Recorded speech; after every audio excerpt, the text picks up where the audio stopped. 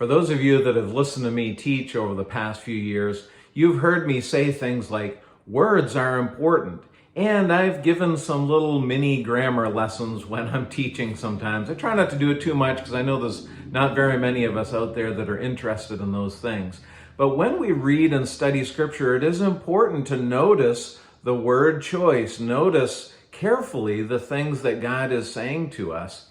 One of my favorite words in Scripture when I'm reading to just draw into and find out why it's there is the little word but.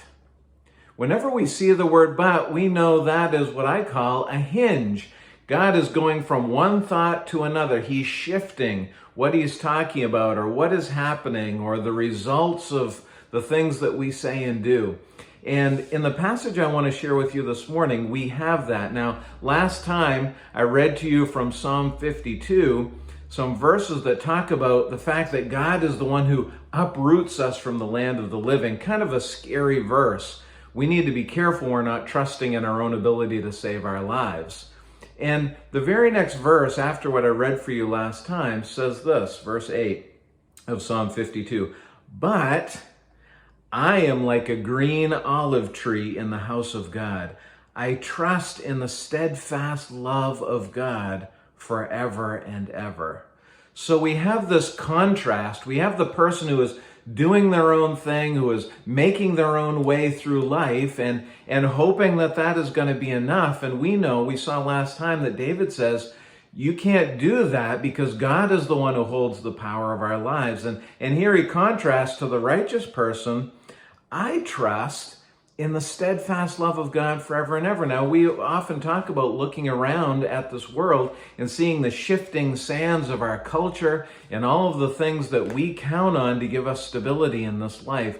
David says, I trust the steadfast love of God that never changes. There is something in this world that does not ever change, and that is how God feels about you and I as his children. That's the bedrock that we can base our lives on. Listen to this last verse, verse 9. I will thank you forever because you have done it. I will wait for your name, for it is good in the presence of the godly. I will thank you, David says to God, because you have done it.